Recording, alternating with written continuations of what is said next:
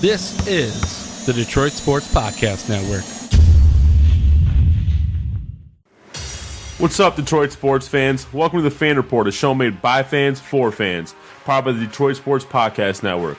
I'm Andrew, and sitting across from me is Nick, who's going to give you this week's topics. On this week's episode, we'll be recapping the Pistons' 4-game homestand and then discuss Tom Gores' comments during the Bucks game. We'll follow that up with a deadline deep dive, including the recent rumors connecting the Pistons to Mike Conley. All right, you heard it from him. We're going to kick it off with that weekly recap that we do. We just conclude a 4-game homestand as of the time of this recording. We took on the Pistons, the Bucks, the Clippers, and the Nuggets. So let's start with that Bucks game. Let's do it. Probably the worst game of this homestand. Yes, they got absolutely destroyed, like mollywopped. Yeah, I mean it was worse. It was worse than the final score indicated. All 5 Bucks stars were in double figures to start. That was led by Giannis with 21 points, 11 boards, 8 assists, including 3 steals and 2 blocks, as well as Eric Bledsoe. Best player in the game. As well as Eric Bledsoe at 20 points and 7 assists. Now, on our end, our core group of guys, Griffin, Drummond, Jackson, statistically they put up nice numbers, right? Jackson had one of his better games of the season with 25 points, 5 assists, Reggie's on 10 actually to been 15 playing shooting. Pretty well lately. Yeah, he had, the 10 of 15. He's been very efficient, that's for sure. He's been very efficient as of late, and he's spreading the ball around a little bit more, peaking those assist numbers a tad, getting he's getting points, he's getting buckets, he's making his shots, and it's a Reggie Jackson we haven't seen in the last 2 years. Drummond had his daily double-double with 20 points, 13 boards. Griffin had 18 points, 9 assists, 7 boards, and Kennard, he's back for a game, 19 points on 8 of 16 shooting. Now, this game, Reggie Bullock was out. He did not play this game. Right. And Dwayne Casey decided to test out Bruce Brown at backup point guard. So neither player started. So instead, he started Glenn Robinson III and Langston Galloway. He had quite the interesting lineup change for this one. Yeah, big time. It didn't work. No, it did not. They struggled mightily. Galloway and Robinson combined for 2 points in a total of 32 minutes. Yeah. Robinson was especially bad. He played super sloppy. He showed really poor decision making down the stretch. He committed careless turnovers. He got pulled in 12 minutes. Sorry to Michigan fans, but I still don't understand why we brought this guy in here. He hardly makes the rotation as it is. And when he plays, I have yet to see any kind of spark come from him on the floor at all. I don't understand why the Pistons brought him in here other than to fill a roster spot, which I would rather give that roster spot to a potential young. At this point, you might not even have the roster spot. True, but I'd rather give that roster spot to a guy who maybe is doing well in the G League or a young prospect that came out of college last year and hasn't found a team yet, or just something. I'd rather give it to someone who I can potentially get something out of down the road, maybe groom him a little bit, as opposed to a guy who's already got his ways. He's already set in his game, and it clearly isn't working right now. So I don't understand why we brought him in. Agreed 100%. And honestly, there's not even much to say about this game. The Pistons weren't even there. They weren't competitive at all. It was just another game where they didn't want to be on the court. Oh, absolutely. There's not much to say when they do that. We've been talking about a lack of effort in a lot of these games the last few weeks, and this one continued to show that. I was hoping that maybe a couple of the performances by Blake Griffin, or a couple of the performances that have been going on, would maybe wake them up a little bit, or maybe the All-Star break would give them a little bit of a breather and give them. Or God, we haven't even hit the All-Star break yet. That was that was other game of sports. Not yet. Jesus, I don't even know where I got that, but maybe just jumping the gun. Well, they only played a couple of games last week, so maybe a little bit the break there would give them a chance to get their legs back underneath them and get ready to go. But not to mention, it's a 4-game homestand. You're not traveling. Right. This is where you're supposed to be comfortable. You're supposed to be able to rally behind the crowd that isn't there at half the time, but it's okay. You're in your own building. You're on your own floor. You need to have some fun. You need to, show up. The reason people don't go to these games is because you don't show up in 4-game homestands, because you don't come out night in, night out and show up and show out. I mean, you put in one lack of effort game, and then you go out the next night and put up and then you Play like you actually know how to. So it drives fans nuts, and that's a big reason why a lot of people don't show up to some of these games. No, agreed. And that's they came out last week? They were dead last in attendance in the league. It was 2 weeks ago. 2 weeks ago? I think it was 2 weeks ago, where we were dead last in not necessarily attendance numbers, but the percentage of tickets sold is what we're dead last in. And it was 76%, which is... Well, yeah, LC does have probably one of the higher capacities in the NBA. No? No. It's a smaller arena than the Palace. That I know. But I thought it was still relative to the other NBA arenas. I still thought it was the higher end. It's the higher end of middle of the road, if I recall. It's not one of the biggest. It's not, massive like the Palace was. Because Palace used to be the highest seating capacity. Was, yes. It was a big, but that was a huge arena, too. But they can't sell these tickets right now. Yeah. It's tough watching them. It's tough to watch them, so people don't want to go. Used to sell that out. Every game. Game. That was when it was cool to be a Pistons fan. So let's move on to the next game here. Mavs at Pistons. This one we actually pulled out the win 93-89. Quick note, the Mavs were without Dennis Smith Jr., DeAndre Jordan, Wes Matthews, who were all traded that day. It was that day, and this was quite possibly the most disappointing game I've ever seen from a win. And Luka Doncic was out with an ankle injury as well. They had nobody. Harrison Barnes looked around and goes, "Who are these guys?" Harrison Barnes stepped up for him though, put 27 points, 7 boards. On our end, Blake Griffin, 24 points, 10 boards, 6 assists, but on 8 of 26 shooting. Yeah, he did not shoot well that night. 2 of 7 from 3, 6 away from the line, and this is like a recurring theme, and it's gonna come into relevance again next game as well. And I'll tackle it more next game, but. Pay attention to his Blake Griffin's shooting numbers. Oh, his shooting numbers have not been solid over the last month. He's had a lot of games where he's had the 8 for 24s or 10 for 24s where he's taken a ton of shots, but he's not making a lot of them. Lately, he hasn't been getting the calls they normally get, and he's starting to turn into a chucker with that. So he's starting to become reckless. And next game, you'll see it gets even worse. And then the win against Nuggets, he kind of honed that in a little bit, but anyway, which was by far the most empty win I've ever seen. Drummond had a 20-20 game. The way that the media spun that win was just ridiculous, and I'll talk about that when we talk about that game. But Drummond had a 20-20 game, 24 points, 20 boards on 11 of 13 shooting. So a nice night for Drummond. He basically took advantage of them not having a single big man. I don't care about sophomore RJ. They don't have a single big man to guard Drummond. He took. They hardly had a single starting talent on the floor. Reggie Jackson also contributed 17 points, 9 assists, 7 boards. There's those assist numbers kind of peaking for Reggie though. He's kicked his game into a different gear. The 2 games last week and the minimal games last week has really seemed to improve his game the most out of everybody. Yeah. It seems like he finally got himself right. He got himself in the gym last week, was able to work out his kinks because he's really on a hot streak going right now. Absolutely. So. And honestly, this game should not have been, like you said, this game should not have been as close as it was. A 4-point victory against that depleted Mavs team. I would chalk this up as a game I'm not happy with, even though we did technically get the win. I mean, that was one of the most disappointing games. We found ourselves down by as many as 14 points in the first half. We need to stage a 9-point comeback to in the a Mavericks fourth. that had one starter on the floor. Yeah. I mean, sure, Jalen Brunson started 15 games this year, wonderful, but Harrison Barnes, their only legitimate true starter on on that basketball floor during that game. That was by far one of the most disappointing wins I've ever seen. They should have blown that team out, and they struggled through the entire game.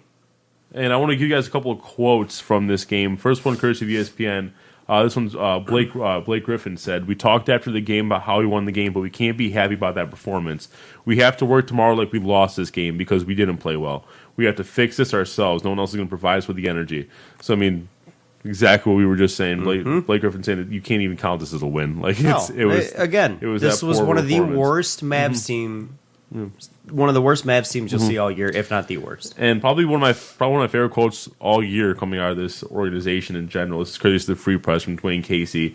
He said, "I don't care who it is, you got to play with force in this league. If you don't play with force, grit, and heart, you'll get beat. You can't play in cool mode. There's no such thing as cool mode in this league, especially in Detroit. When I grew up, this is what this team stood for. Hard work, grit, grind, knock you on your butt, and step on you on the way over."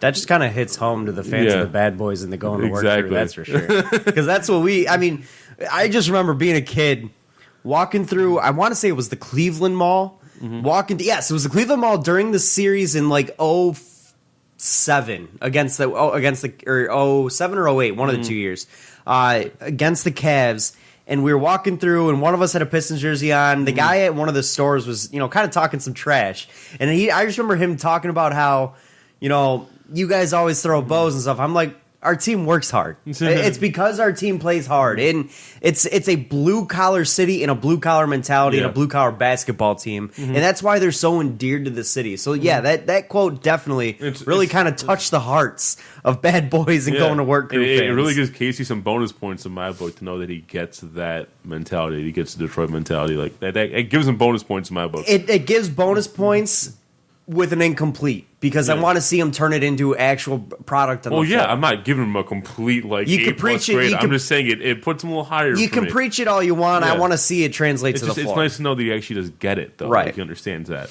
Also, quick note in this game, Blake Griffin completed the highest scoring month in team history with 445 points, surpassing Isaiah Thomas's 442 back in March of '83. Also, Drummond passed Bill Laimbeer to become the Pistons' all-time leader in offensive rebounds in this game as well. So do we have new bad boys forming? Do we have any bad boys forming? Do we have a new bad boys forming? We just surpassed Isaiah Thomas. We surpassed Bill Laimbeer. Are you kidding me? That's a joke, right? That was totally a joke.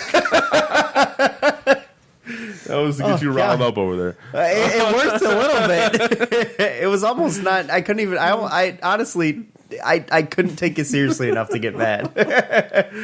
Moving on, the third game of the homestand, a loss to the Clippers, 111-101.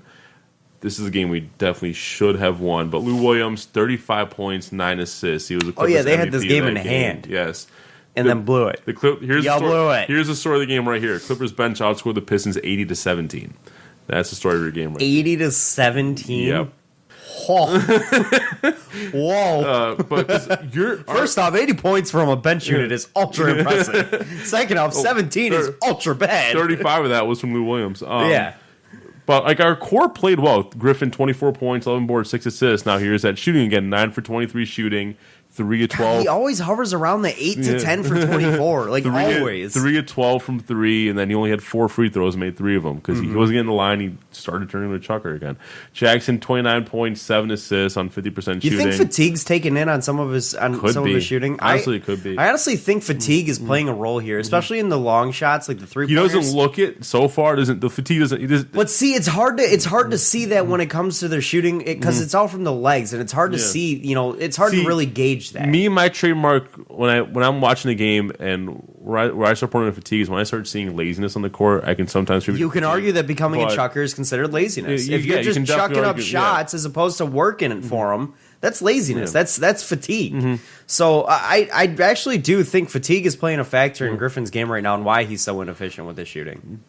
They've overworked them. There's no doubt. Drummond also contributed 12 points, 11 boards to go with 3 blocks and 2 steals on 5 of 8 shooting. He's been shooting pretty nicely this past week. Bullock, 19 points, 5 of 5 from 3. So Reggie Bullock game. There we go. But yeah, like you said, this is a game we definitely should have won, and we did have it in the bag, and clearly the Pistons thought so too because they just coasted the fourth quarter. Yeah, they forgot to play the second or the final quarter of that basketball game. At one point, the Clippers were on 83-60 in the third quarter. They had a 23-point lead and blew it. Yeah, how? The Clippers managed to come back, tied to 89 apiece, and after trading a pair of buckets, 91 apiece, then Lou Williams went on a 16-5 run by himself. Yeah, he went off. He went on an absolute Casey had Bruce Brown trying to check up Lou Williams, and he was getting torched all night. That's old man showing young blood a little thing or two about the game of basketball. Well, a trademark with Lou Williams here too, and this is what surprised me because it's something so simple. Is Lou Williams really favors his left? He loves to drive to the left, and he was getting that lane all night. And Dwayne Casey even pointed out after the game, he said he doesn't think they sent Williams in the right direction the entire second half. I think there was a little bit of confusion on what was right and what was left for the Pistons D in that. But you would think someone who's been playing as good as defense as Brown has, even though lately he's kind of been in a slump, but at least the start of the season he was playing fantastic defense. You would think he'd be able to just get that job done, but I don't know. Again, effort and fatigue all play a factor and stuff like that. When you're tired, you're not moving your feet as well. Yeah. But again, this is a team that's coming off of only playing 2 games last week. They shouldn't be tired. They should have been ready to go for this 4-game homestand. Yeah. Again, homestand. And they weren't. Home. Yeah, and they weren't. Yeah. Also, this was the biggest comeback victory in Clippers franchise history, by the way. So we have that. Yes, it was. That's another one that kind of chalk up to the win column for us, right? Yeah. But in all honesty, the Pistons need to get help on the wings, off the bench.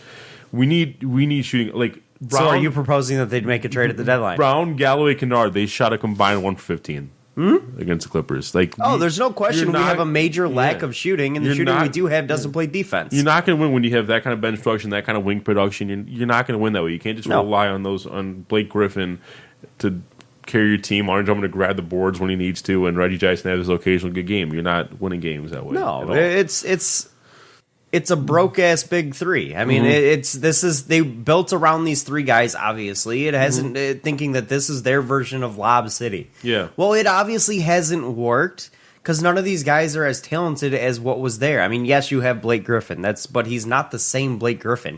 He's not the high flying dunker anymore. He's really revamped his game because of his knees and because of his legs and his age. He's slowed down a lot. I mean, you look at the montage that the Clippers played when they were back in LA of Blake Griffin, and it's a completely different basketball player.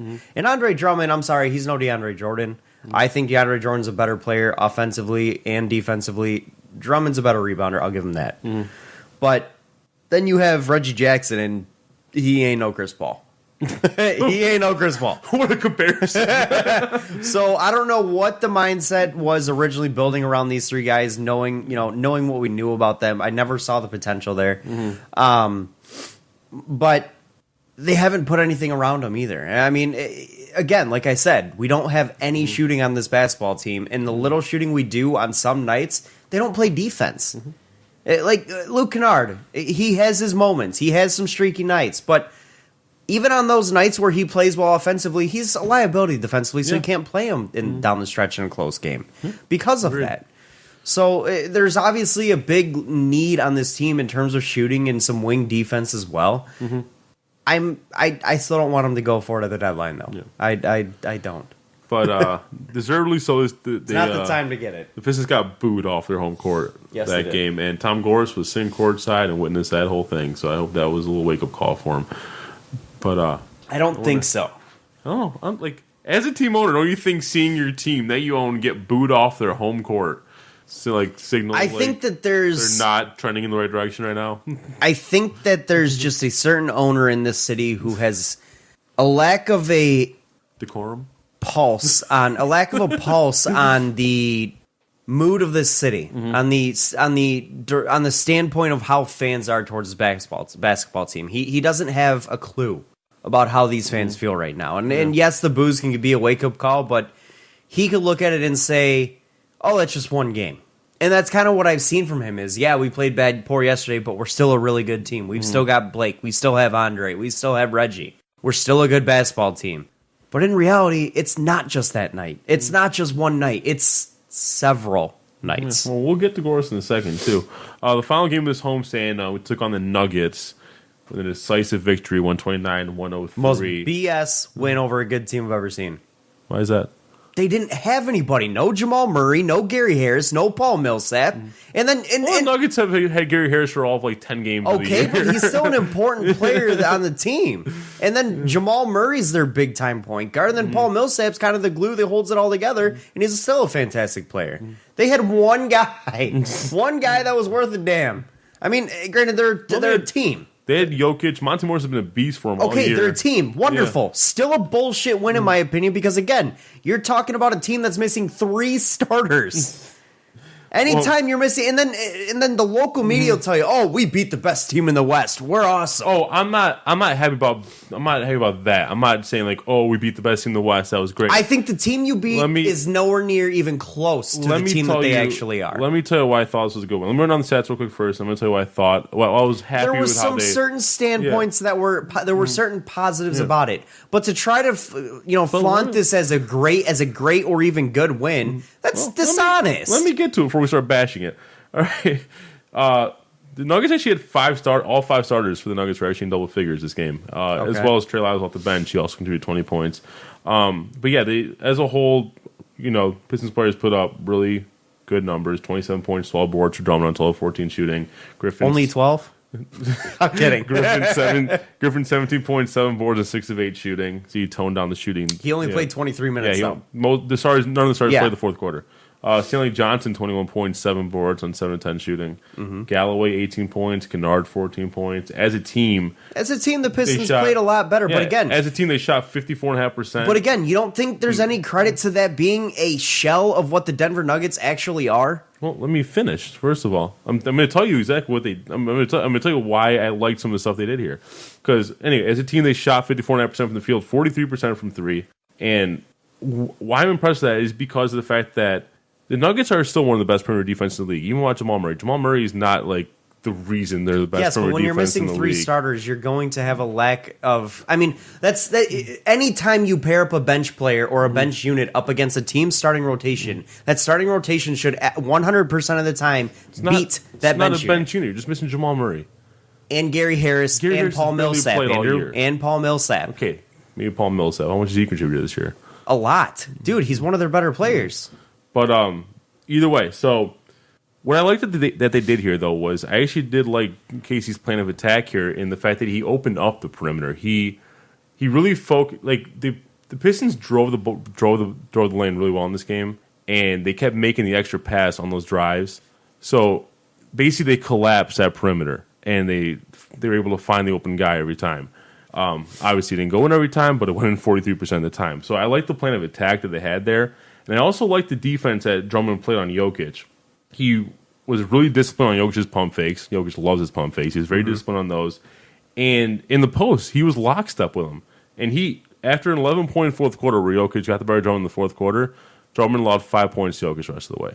So he allowed 16 points in the fourth quarter. No. In the first quarter, he allowed 11 points, and then he allowed 5 points the rest of the way.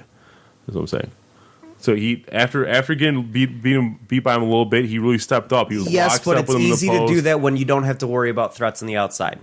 There was a major lack of shooting on the outside for the Nuggets. They were missing Gary Harris, missing Paul Millsap, who are big time perimeter stretch. They stretch the floor. They don't. Those guys in the floor don't allow. I'm talking about Drummond specifically on Jokic. Drummond's not hopping to the outside. You're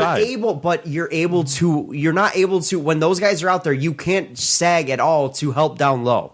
When those guys are there, you can't do that. When they're not there, you can help Drummond defensively. You can bring an extra man over to the post. I'm not talking about help. I'm talking about specifically how Drummond played. Okay, but he had help. He normally against his Nuggets team wouldn't have help. Yeah, but do I like the fact that they played well against a good team? Yes. There's a lot of positives to look at from this game. A lot of positives. The shooting is key number 1 for me. Key number 1 is the shooting. Because I don't care who's guarding you, unless it's like Kawhi Leonard or someone, but shooting's on you. You can make a shot with a hand in your face. Someone can play great defense. You still got to make your shot. That's on you. Yeah. That is my number 1 positive from this game in the ball. Excuse me. Wow. In the ball movement. Season high in assists from a 32. Yes. A lot of that was what I was saying. Collapsing the 2 keys for me were ball movement and shooting. However, the rest of it, again, you're going against a shell of a team here. They're missing 3 starters. You should always beat that team. Yeah. Always. But like I was saying, the 2 positive and Drummond nothing to do with help side D. I said he was very mature on the pumps, which Jokic gets a lot of people to bite on his pump face. He's notorious for it. And 2, he was lockstep with him down low. He played. I don't disagree. However, it helps a lot with your focus when you're able to have another man help you when you need it. If those other guys are there, you don't get that. You're one-on-one the entire night. He wasn't one-on-one the entire night against Jokic in this game. He had help, and he knew that he had help. And that's what helped him out a lot. I'm not... yes, Drummond deserves some credit for his defense in this game. Absolutely. He played a fantastic game against Jokic, who was, in my opinion, one of the top 5 centers in the league. You're right. I agree. He didn't bite on the fakes. He didn't. He did a great job, and he kept Jokic honest in that respect. But it's a lot easier to do that when you know that there's not as much of a threat out on the wing. Because you're able to have a man come down and help if you need it. And that allows you to kind of focus on just one singular thing as opposed to other things as well. But again, he deserves credit for his performance in this game. So does all the starters really deserve credit. So does Kennard. Just because, again, the shooting was the big focal point for me because this is one of the best shooting nights I've seen from the Pistons this season, as well as this is one of the best ball movement nights. They had a different flow to their offense that we haven't seen this season. And that was really encouraging. Now, was it the fact that there was a lack of, elite or upper level talent from the defensive side, maybe. I don't know. I that's hard to gauge. But I mean, yes, there's some credit to that, but at the same time, you still got to execute. And the Pistons executed in this game, and that was one of the things that I really liked. There was again positives to look at here. It wasn't about the final story. It's just the way they played and the little things they did on the court. Right, but to try to spin this as a good win for the Pistons or a great win for the Pistons is dishonest at best. Why would it be a good win if they did a lot of good things on the court? Because they still did they still made mistakes on the floor as well. I don't care if it was 129 to 125. There's still mistakes made on the floor. This is a team that you absolutely have to blow out. It's a win. It's a win to me. This is just a win. Well, this team has not been good. They were on a 6-game win streak with that roster. I understand. Not with that roster. They had this. I believe believe this this has been out. Jamal Murray. Murray's been on, I think, 3 games. I want to say. Okay, 3 games. No, 2. 2? Was it 2? I think it's 2. I may be wrong. But and Paul Millsap, he's played most of the season as well. And his numbers, by the way, he's on 49% shooting with 12 points and 7 boards. To give you an idea of what he's done for them. But again, it's a shell of a roster that is running on again, when you have to bring your rotational guys into the starting fold, that means your bench unit is also going to be weaker.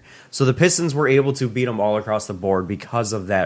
That was one big aspect. This is a game that they should win, much like they should have beaten that Mavs team. This is the same kind of scenario for me. This is a game that they should win. And they did. They played far better than they did against the Mavs, and they deserve credit for that. It's exactly what they should do. Yeah, they did what they should do. But I still can't sit here and tell you that they beat the best team in the West because this is not the same team. I'm not sitting here and saying that at all. Well, the media is. A lot of the local media is spinning this as they beat the best team in the West. We're good. In the words of Tom Gores. I disagree with that, but. And that's dishonest. I can still be happy with the way they played. Yes, you could be happy with the way they played, but don't ever try to tell me that this was a win against the best team in the West, because this was not the same basketball team that is the best team in the West. And then, real quick, you did look up the Millsap one. You're right, he did miss 1 game. That was his first game he missed. Jamal Murray missed the last 6. Oh, so he has missed the last 6. But real quick, I do want to point out how many games has Gary Harris played this year? I'm pretty sure it's close to like 10. But I do want to point out one more thing. And one more big positive for me from this game was the bench. The bench came out with a totally different energy than they played 32 games. Than they came out against the Clippers. There's no way. Yeah, 32 games, 30 minutes a game. There's no way. Dude, I'm looking at it. We have him on our fantasy squad. He's on the bench like every week. Yeah, dude, 32 games, 15 points a game, 3 rebounds, 2.7 assists. What are you looking at? Playing 30 minutes a game. So he's missed, 18 games this season? Something like that. But anyway. So the bench had a totally different energy than they came out with against the Clippers. They set a season high for bench points for his team with 60 points. And obviously you saw with Stanley Johnson putting up 21, Galloway putting up 18, Kennard putting up 14. They did a good job keeping the momentum going once the starters weren't in the game. It was a hot night for just about everybody. Yeah. Anytime you see Stanley Johnson putting up 21 points, you know that something was going right. Yeah. And they must have had some of Michael's secret stuff. Little Space Jam reference for you. But anyway, I wish we can get that kind of production on our bench on a consistent basis, because that'd be a game changer for this team. But I don't believe that's going to happen. Yeah, no, I doubt it. I'd like to see it. It'd be nice to see, but I just don't think they have enough talent on the bench to keep that kind of keep that kind of production up consistently. Yeah, but 4-game homestand. Pistons went 2-2. Meh. And one of those wins was not impressive. Yeah, not at all. So we do want to talk about during that Milwaukee game, though. Tom Gores did talk to the press at halftime, and basically kind of like what he talked about a couple weeks ago that we talked about on this podcast. Just kind of his take on the team, his vision for what he sees as a team should be doing, where he sees the team is at in the NBA currently. So he was at first quoted saying, "As much as I'm disappointed how many wins we have, I still think we have good players, and Blake has been incredible. The front office is working on potential trades, and we're always looking to improve. We don't have any plans. There's nothing there right now for us. We're not winning enough, so we have to do something." I got a mixed signal from this. He's saying we don't have any plans. There's nothing out there right now for us. But at the same time, he's saying they're working on potential trades and they have to do something. That's a man who has no idea what's going on in the front office. It's no secret I'm not a fan of this guy. Yeah, no. And I don't know. I can't recall if this is the exact same interview that he did with Jeff Rieger from 97 won the ticket. But the interview with Jeff Rieger was one of the most disheartening things I've heard in my life as a Pistons fan. The questions about Andre Drummond and whether or not he's going to be on the move, and him saying, that's next. Andre Drummond's double-doubles, he gets his double-doubles. Like, I'm sorry, but a double-double can be one of the most empty stats out there. And if there's someone who's putting up those empty stats, it's Drummond. They don't come in wins, obviously. Yeah, that's true. So I don't care if the guy's putting up double-doubles, triple-doubles, quadruple-doubles. If you're not winning, it's empty to me. Double-double's a nice, like, supplementary stat. Like, if you have a double-double guy but if you are looking at a guy's stats and focusing solely on the double-double aspect, there's something wrong there. Yeah. He's not efficient. So he's not playing good defense. The team isn't winning. He was asked about the potential trading Drummond or Griffin, like moving some franchise cornerstones, and he did say basically they have to consider a myriad of options, and he has to keep an open mind about what those options are. But he also said we have to, and I quote, "We have to look at all possibilities just the way it is, not specifically with those guys, but in general. Our responsibility in general is to move this team forward. We have to look at everything. But I have not lost faith in this team. There is something there. We just need some time." Does he know what this something is? That's my question. Does this guy know what it takes to put together a winning basketball squad? That's what I'm saying. I don't know. I don't know what he's thinking anymore. I really don't. Probably because he's never here. He doesn't know. He's just spitting things off from the tip of his tongue now. Because he's also said, in this interview, I don't know the exact quote, but he said he does plan to go to the luxury tax, and he hopes that they have the ability to go to the luxury tax. Please don't. That means he does not. That means he's trying to be a buyer. That means he's a buyer. And then didn't he say something along the lines of every organization wishes they could be in the luxury tax? Why are so many organizations trying to get out of the luxury tax then? Again, I don't think this guy knows how to run a basketball program. I really think he thinks he can just buy his way to he does. Wins. But, and the problem, that's because that's what he does in his business life. He buys his way to success. You can't do that in the NBA when nobody wants to come here. Yeah. That's the big problem. The Pistons have never been able to bring in a big-time free agent. The last one was Antonio McDyess coming off knee issues. I mean, when else have we brought in a big free agent signing? This is Detroit. We do things differently here. He doesn't understand that. He's looking at he's trying to run a Detroit basketball team with an LA mentality, and that doesn't work at all. Yeah. No, I agree. He also went on to say that he wants to win, and nothing's changed about that. He still wants to make the playoffs. He said, "To me, the future is 8 seed." Yeah. He said, "To me, the future is a little bit about now. Everybody, what? everybody can decide what they want, but we have enough here. We do really have 2 All-Stars with Andre and Blake. You know, Andre's not an All-Star. Dwayne Casey. No, he's not. Dwayne Casey just got here. He just started, and then he went on to say, "I have a buyer's mentality. Although I'm open to anything, we'll just see what happens." So it sounds like he's open to making a deal if a worthwhile deal comes along. Okay, but at the same time, it sounds like he's content with his roster. But then at the same time, it sounds like he's not content with his roster because he's talking out both sides of his mouth because he has no idea what's really going on. Now, you mentioned something about. Well, he mentioned something about how he's willing to look at all possibilities for deals that we like. Now, that's a bold-faced lie. Reason being, there was a report that came out this past week that straight up said that he blocked 2, not 1, 2 trades involving Drummond over the past year. Now, under Van Gundy's tenure, if the basketball minds, the basketball minds that you put in place said these were good basketball moves, and you said no, they're not, I don't want to, but you're not the basketball mind, then how are you willing to say that you're able to accept all possibilities? That report was courtesy of Sporting News. Yes, it was. How are you able to say that you're willing to look at all possibilities when you are very adamant about not trading guys like Andre Drummond? Yeah, Andre Drummond, you can tell he's one of his personal. He's like his personal favorite. I mean, did you see the awkward as hell hug? That was one of the cringiest things I have. It was creepy. It was literally creepy. Like mid-interview, just comes up. He comes up and like he rubs his shoulder and like slides his hand down his arm. It literally and then my favorite part of the whole thing was after the hug, as he's walking away, you see his arm still extended out, touching Andre's arm as he's walking away. That, I'm like, what is wrong with this guy? It was creepy. Oh my lord. And I get it. There was a lot of alcohol involved in that hug. I get that.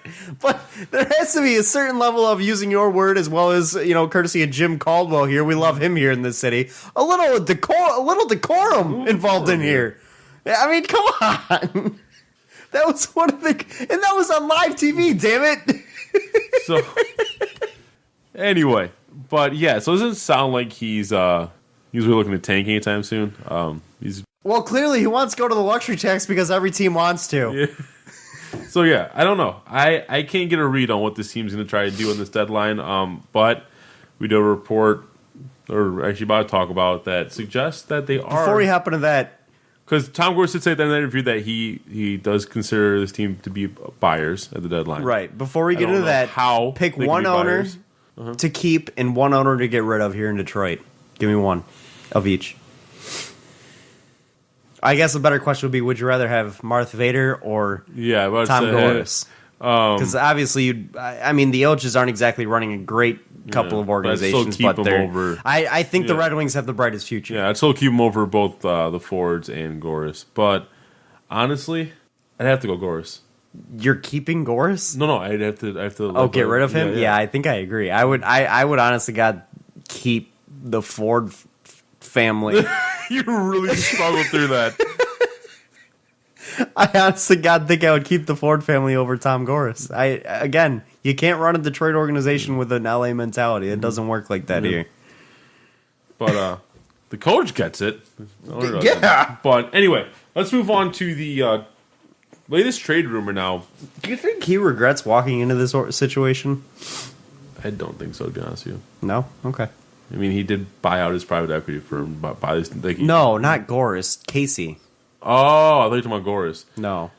I don't Gores makes so much money off this team right now, probably. I don't know. I feel like Blake Griffin probably does, though. But he said he doesn't, but I feel like he does. His facial expression says otherwise. But anyway, this report is courtesy of Rod Goldberg of Bleacher Report. But he didn't walk into the situation. The Pistons have reportedly offered packages that include Reggie Jackson and trade talks from Mike Conley. And they're competing with the Jazz, who offered Rubio plus another young prospect for Conley. So I don't know if they're in a bidding war with the Jazz necessarily, but I thought there was another team involved in this too, wasn't there? I think I know of. Yes, there is. It was the Raptors were also in talks with them in the Blockbuster deal. Oh yeah, that one fell apart. I know, I know, but there still could be something left there that Kyle Lowry, Jonas Valanciunas for Marc Gasol, and Mike Conley. So first, before we get any deeper into this, speaking would you want star point guard? Did you see John Wall ruptures Achilles at home? Yep. Do you see what his contract is for the next 4 years? He's gonna make $48 million in the final year of his contract, man. Jeez. But before we get too deep into this, do you want to see the Pistons trade Reggie Jackson for Mike Conley? Without getting into what the details can fall, just straight up, would you like how many years Conley have on his contract? Conley's got 3 years. No. Unless you were telling me he's on an expiring deal or he expires next year. No. He's on the wrong side of 30. He's expensive too. He's not. And he's on the wrong side of 30 not mil. Just not expiring. He's expensive. Right. He's on the wrong side of 30 in age, and he's on the wrong side of 30 mil in contract. He's making 30.5 this year, 32.5 next year, and then he set to make 34.5. So next year we'll have $96 million tied up in Mike Conley, Blake Griffin, and Andre Drummond to get us an 8 seed. That's cool. I'm cool with that, Tom. That's a good idea. That's a great way to build a great basketball team here. But so he's offering Reggie, who makes about $17 million a year, $18 million a year, for a guy who's making 30 now, going to balloon about 34, 35 in a couple years. Yep. Meaning you're going to have to package someone else.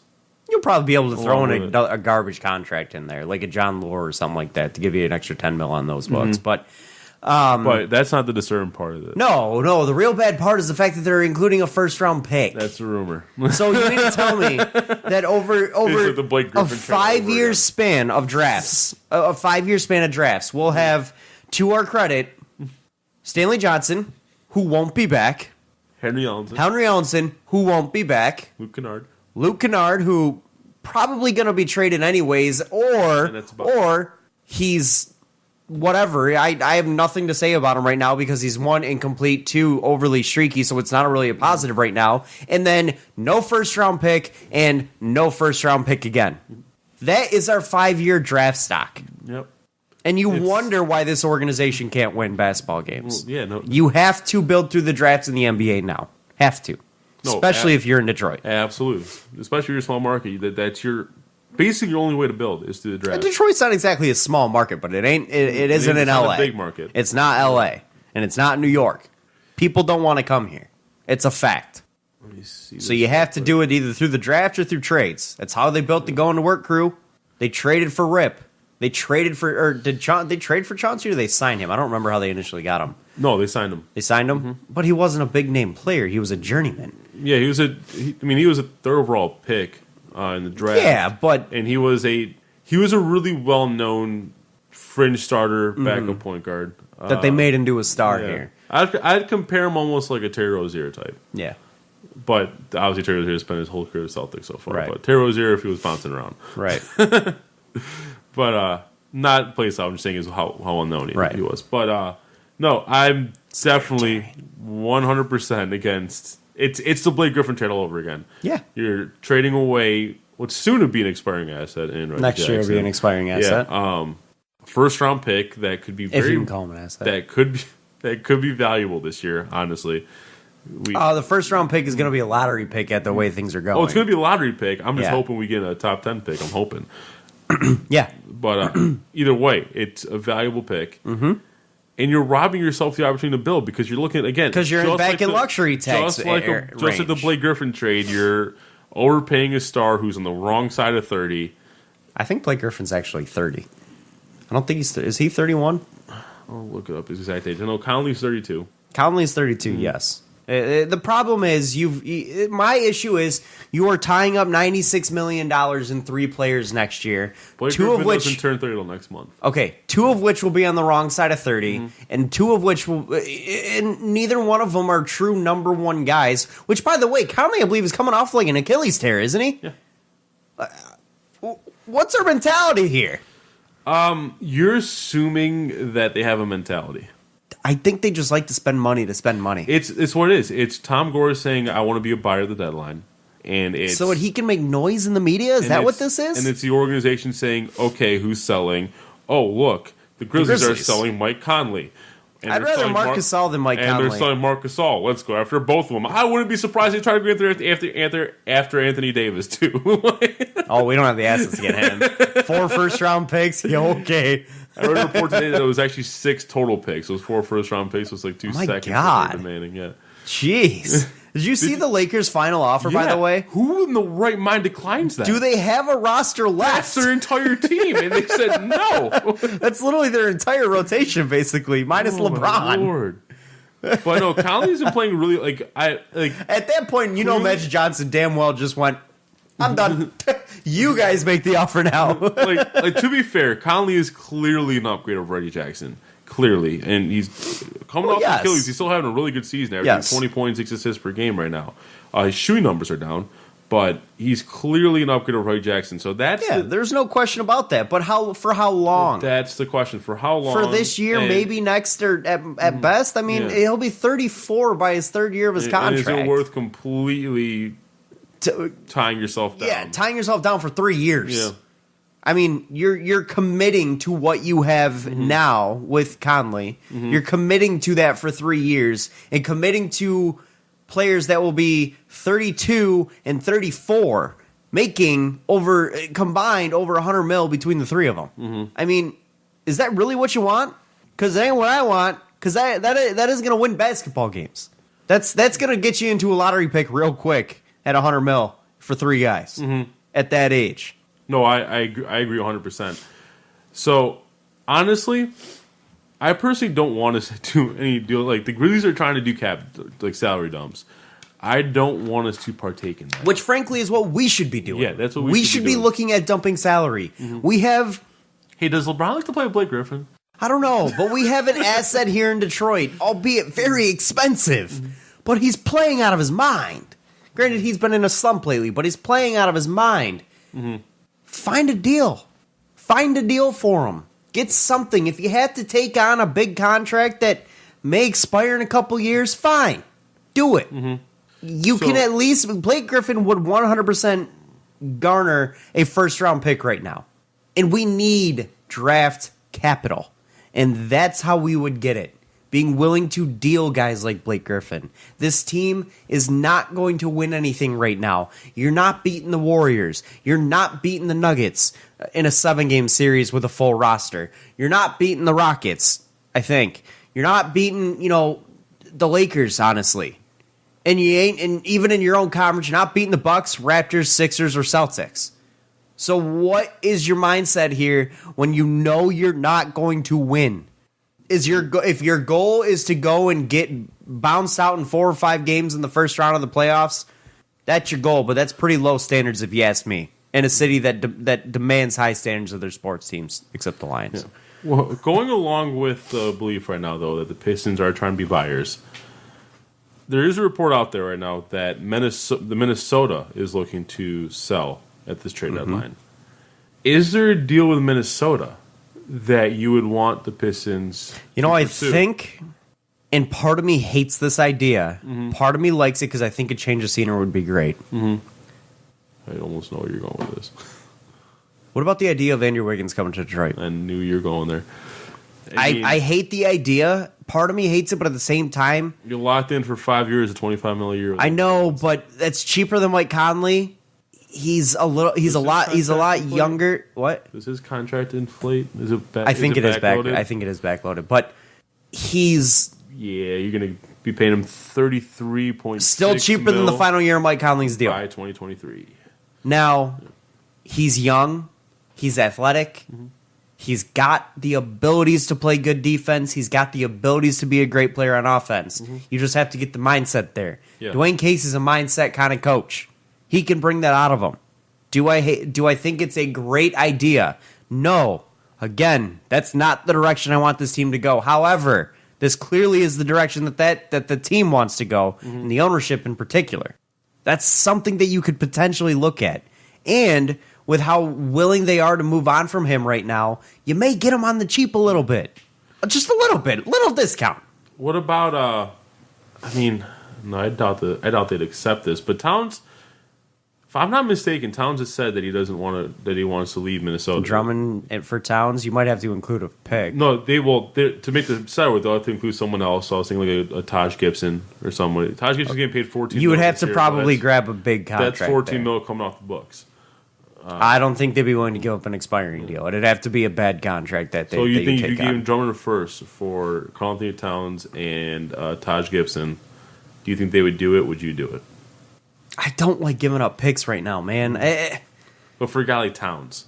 Yeah, but there's a mentality issue with Towns. Granted, again, Dwayne Casey is a mentality guy. Mm-hmm. This is one of the more attractive trades because, again, this is a young star in Karl-Anthony Towns. He is an all-star. I don't think he is this year, but he has been multiple times. Mm-hmm. He's got a lot of talent. He's someone that you would be lucky to get in the drafts. How's that? Mm-hmm. My issue is you're giving up draft capital, and I don't want that. I think it would be a little bit more attractive if you included like a Luke Kennard and a Reggie Bullock or something to grab Towns and maybe a really bad contract on their books. Like the worst contract that they have if they have one. Maybe you could then swing that. I doubt it. You might have to throw in like a 2020 first-round pick or a first-round pick down the road. But I want my first-round pick this year to kind of get this bad taste out of my mouth of the last 4 years of drafts. I want that gone. I need this pick this year. So then, a couple more questions before we close this out. Who are you? So you're saying you don't mind the idea of the Pistons going after Wiggins, right? I don't. Part of me hates it. Part of me says that this is the way the Pistons are going. It's something you could look at. Who are you dangling for Wiggins? You got to look at at a young asset in Luke Kennard. You could look at Reggie Jackson. Again, you need to get the money up right. there. Again, you can look at Reggie Jackson. About the same as Wiggins. You can look at Drummond. You can take Drummond for Wiggins. Not with Towns there, no. That's why I don't think a Drummond for Towns deal would work. Or Drummond for Wiggins deal would work. You can easily put Towns at the 4 and run Drummond at the 5. You can, yeah. I mean, maybe. I don't know. You'd have to include something in there. I also don't even know what the value of Andrew Wiggins in the eyes of the Timberwolves is right now. Are they low or are they high? I think they're low on him. I do too. That's why I said I think you can get them kind of on the cheap. I do still think they're going to expect a draft pick out of them. One guy I like us to pursue, and it would be a smaller deal because contracts. Dario Saric. I would love Dario here. If they're willing to trade Dario Saric, does he have a no trade clause? Because he did get traded. He can't be traded. I'm sorry, cannot be traded. He can't be traded this offseason. Right. Never mind. But I would love Dario Saric though because I love Dario Saric. That's some good perimeter help. Yeah, comes cheap. Mm-hmm. He's young too, and he's young. I like Dario Saric. I liked him with Philly. I like him with Minnesota. I'd love him here. He's a guy I would love to have here. You know what I would do though? I'd trade Langston Gallagher for Tolliver. Bring Anthony Tolliver back here in Detroit. I want Anthony Tolliver back in Detroit. I miss him already. Put some 15 minutes with like 3 threes in there. I'll take that. All the desirable players, like in my opinion, like for me on the Wolves, like your Robert Covingtons, they're the cheaper ones. And yeah, they're pretty cheap. And even Jared Billis, because at least he's a point guard help, especially when you don't know that Ish Smith is going to be back anytime soon. No trade clause, all of them. Wow. Well, not no trade clause, but like Niles will be traded until the offseason. Wow. But because they all came from Philly. Those are all ones that came from Philly. But yeah, is there any other that come to mind? Any other trades that you like? Just on the Wolves, playing them? No, not just on the Wolves. Just playing along with the Pistons being buyers. Is there any? Because I don't even like the idea of the Pistons being buyers, to be honest with you. I haven't even really thought about that too much. I'd have to play around with the because we don't want to think about it. Right, because I don't want to think about it. Because I'm stuck in this mindset that this team needs to start selling off some of their assets so that they can gain some draft capital, gain some flexibility with the salary cap there, and they're obviously not going to. So maybe it is time that we just accept the fact of the matter here and start looking at other possibilities. Maybe they go after a guy like, God, I don't even know. There's a lot of the guys I can think of they wouldn't be able to get. That's the problem that the Pistons have right now is what are you buying with here in Detroit? Yeah, exactly. You don't have young assets that's coveted. You don't want to trade your draft picks. Granted, they're obviously willing to.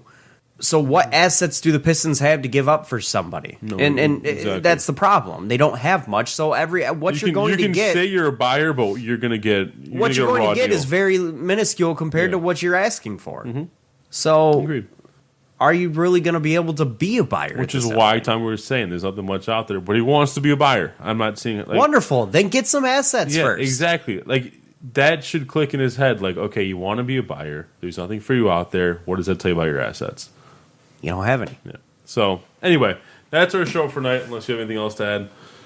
No.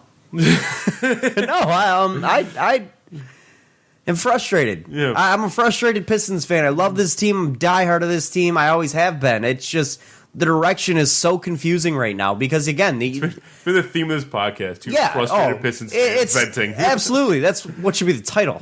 But, no, and the Tom Gores comments during the Bucks, the halftime interview, it just kind of really explained that. There's just so much confusion right now on the direction of this team because the owner can't even get it straight. Yeah.